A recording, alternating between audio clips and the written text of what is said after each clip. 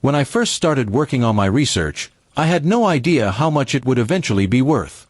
Years of sleepless nights, failed experiments, and countless revisions finally led me to something groundbreaking, technology that could change entire industries. I trusted only a handful of people with the details, and one of them, unfortunately, was my wife. I thought sharing my dreams with her meant she'd stand by me, but I didn't realize she would carry my secret straight to her father. Her father was a businessman, the type of man who believed money solved everything. I had never liked the way he looked down on me, but I stayed silent for the sake of peace in my marriage. When he first asked about my research, I brushed it off, saying it wasn't ready. But he wasn't the type to take no as an answer.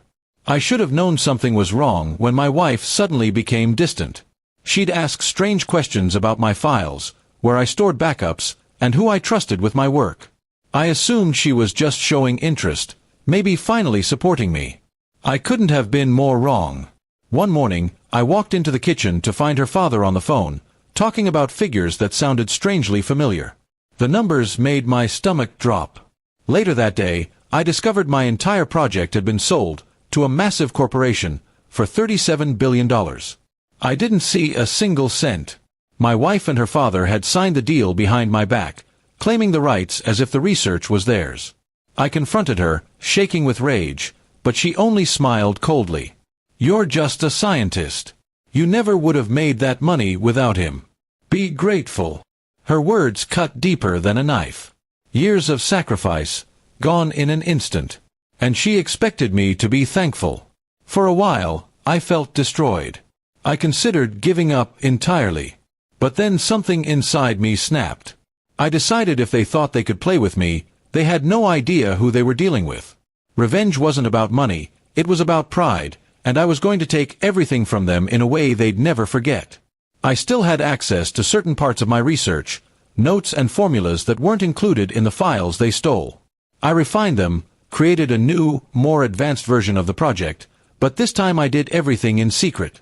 No one knew where I was working, and I built it under a new identity. Meanwhile, my wife and her father basked in their wealth. They flaunted their success in the media, appearing in interviews, celebrating the brilliance of their deal. But the cracks began to show when the company realized the stolen research was incomplete. The technology worked only halfway, missing the vital pieces I had intentionally kept hidden. As the company scrambled, lawsuits piled up. My wife's father lost credibility overnight, investors pulled out, and their empire began to crumble. By the time they realized I was behind it, it was already too late.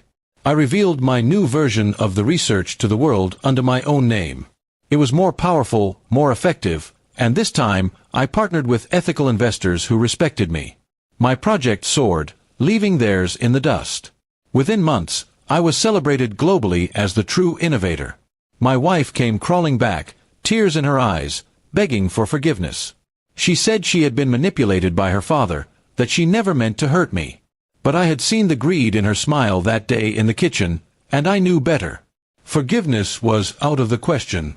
Instead, I left her with nothing. The house, the cars, the luxury, all gone when her father's empire collapsed. They had billions for a moment, but in the end, they were left with ashes. I walked away with more than just success.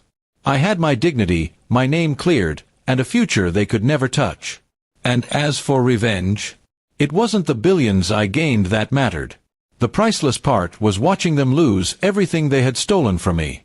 They thought they'd buried me by stealing my work. Instead, I buried them with my silence, my patience, and my revenge. That was worth far more than $37 billion could ever buy.